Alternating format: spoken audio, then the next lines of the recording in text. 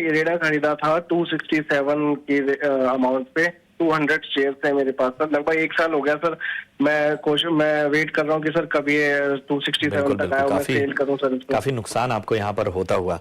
जी जी जी sir. Sachin जरा बताएं, इरेडा पर क्या करना चाहिए? क्या कोई उछाल आए तो एग्जिट कर लेना चाहिए, और अगर कुछ और बेहतर विकल्प हो तो वो भी वीर को बताइए।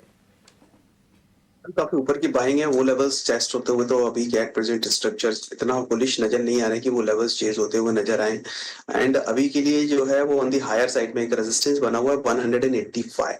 सो मुझे लगता है इनकेस ये मोमेंटम, ये जो शॉर्ट कवरिंग मूव हमें देखने को मिल रहा है, इनकेस अगर ये फर्दर और उछाल इसमें यहाँ पे आता भी है तो करीब 185 के आसपास में आने के बाद में स्टॉक को एक रेजिस्टेंस वापस से फेस करना चाहिए। वो रेजिस्टेंस ब्रेक होना बहुत जरूरी है। इनकेस अगर वो रेजिस्टेंस ब्रेक होते हैं तो फिर पॉसिबिली करीब 195 200 तक के लेवल्स चेज होते हुए नजर आ सकते हैं। अदरवाइज 185 के आसपास से वापस से एक सेलिंग प्रेशर कंटिन्यू होता हुआ दिखाई दे सकता है।